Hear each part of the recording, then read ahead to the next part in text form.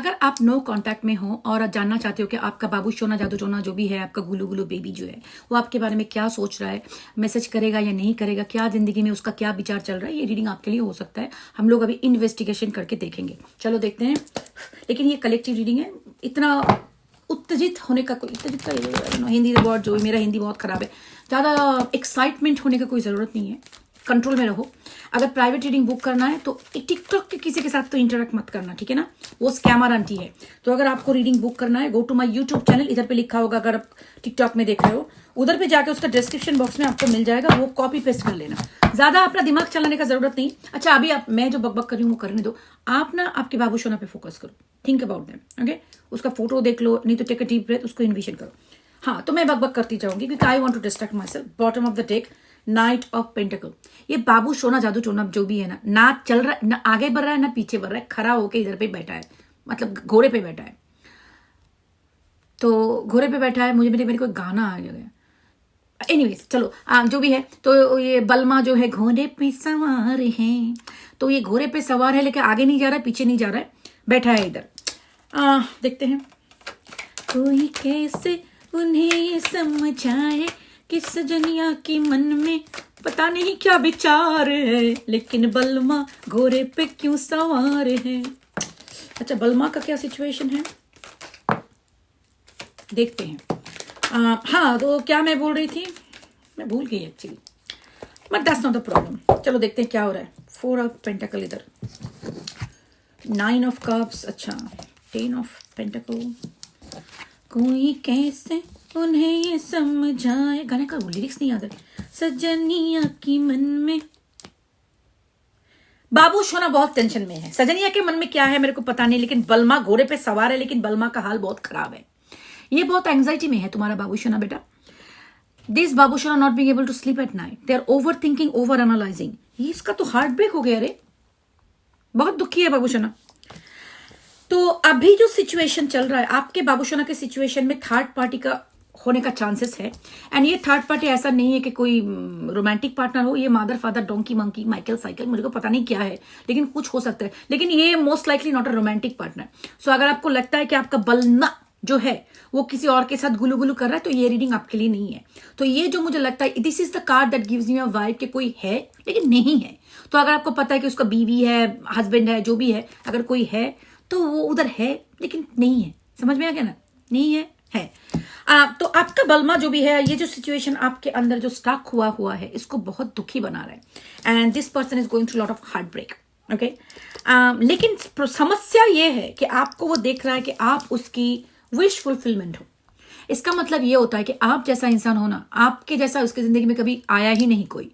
You are so amazing, आप you click all the boxes. मतलब इसका मतलब क्या होता है, इसका कैसे समझाऊं हिंदी में मैं। तो आपका जो है, जैसे आप देखने में हो, जैसे आप बात करते हो, ओवरऑल पैकेज जो आपका डील है ना, वो डील इसका को सूट करता है, ठीक है। वो आ गया मेरा नोटिफिकेशन, बट कोई बात नहीं, I will do it. So या that they don't want to miss you, they don't want कि कोई और आके आपको लेके जाए, वो चाहते नहीं है, लेकिन खुद भी आगे नहीं बढ़ रहा है। इधर पे लटका हुआ है बलमा, बलमा घोड़े पे क्यों सवार है। अच्छा, तो 10 of pentacle, I believe this person do have कि उसका मन में ये विचार है कि आपके साथ शादी वादी बनाए फ्यूचर में।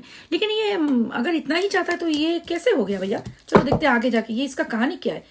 अगर यही सिचुएशन है तो बलमा अटक क्यों गया, आ क्यों नहीं रहा है। अच्छा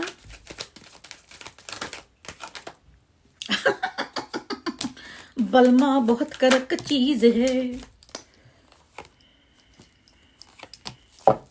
अच्छा ये क्या है। अच्छा सुनो सुनो सुनो, मसला सुनो। ये जो आपका बलमा है वो आप ब्रेड क्रम्बिंग सिचुएशन है। मुझे जो दिख रहा है कि it's like not a equal give and take. ऐसा लगता है कि आपने ही बहुत ज्यादा किया है इस कनेक्शन में। आप ही आगे जाके उसको मैसेज करोगे, आप ही उसको मिलने जाओगे, आप ही उसको बार बार बोलेगा तू मुझे मैसेज क्यों नहीं कर रहा है या नहीं कर रही है। जेंडर वेंडर फिक्स कर लेना, मेरा हिंदी मेरा लैंग्वेज नहीं है। सो जो भी है वैसे आप फिक्स कर लेना।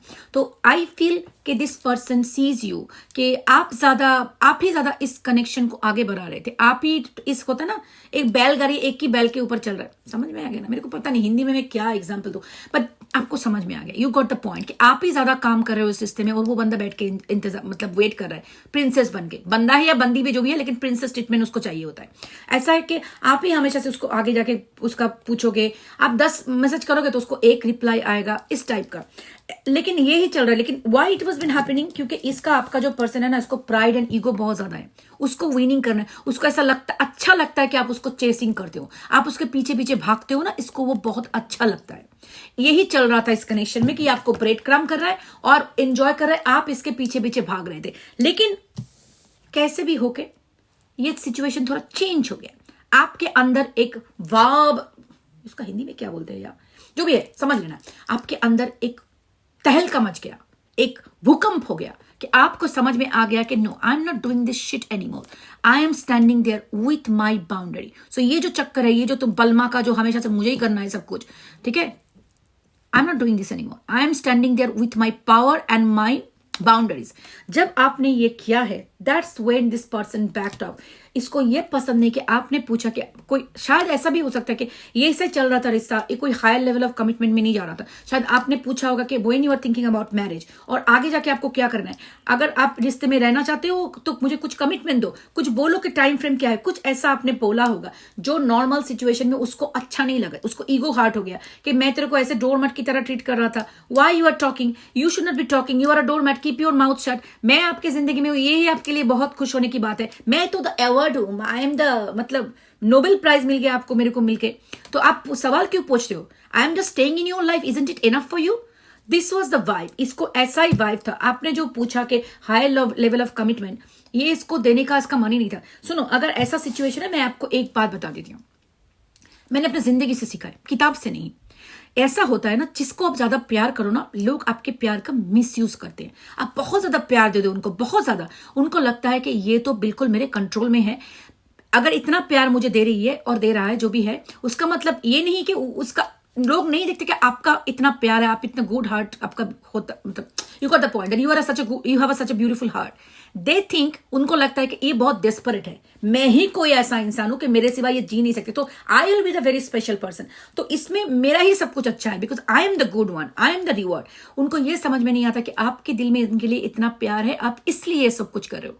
दे take it that you are a desperate person and they start mistreat करना शुरू कर देते हैं आपको, तो उसकी जगह आपका वैल्यू जो होता है ना, उनकी नजर में गिर जाते हैं।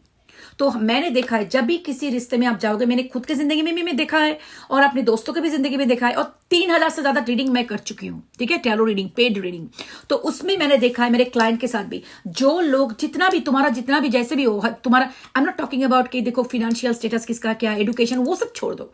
जब जब एक रिश्ते में होता है ना, इक्वल गिव एंड टेक हो जाता है। जब आप किसी को ना पेडिस्टल में उठा दो, अरे ये तो जिंदगी में भगवान बन के मेरे आए हैं, तो इनके सिवा तो मेरा जिंदगी कितना खराब था, ये आके मेरी जिंदगी में मतलब क्या क्या कर दिया है, मेरी जिंदगी सुधर दिया है। जब भी ये सब कुछ अपने आप को बोलते हो और उसको बोलते हो ना, उसका दर्जा आपकी जिंदगी में ऊपर चला जाता है, और आपको ये होने लगता है कि that person start gaining power over you, और उसको फिर धीरे धीरे आप उसके ऊपर इमोशनली डिपेंडेंट हो जाते हो। जब इस बंदा या बंदी को पता चल जाता है कि आप उसके ऊपर इमोशनल डिपेंडेंस हो गए हो, then start misusing you, they start treating you like a piece of shit, कि आपका कोई वैल्यू ही नहीं मेरी जिंदगी में।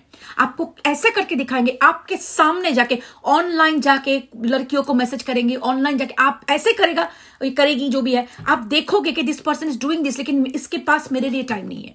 वो आपको दिखाएगा कि तुम कुछ नहीं हो, I will do it in front of you, you can not speak nothing, कुछ भी बोलने जाओ discard, no contact, silent treatment, आपको मैसेज करना बंद कर देगा, आपको गोस्टिंग कर देगा, क्योंकि उनको पता है कि आपके ऊपर उसका पावर गेन हो चुका है।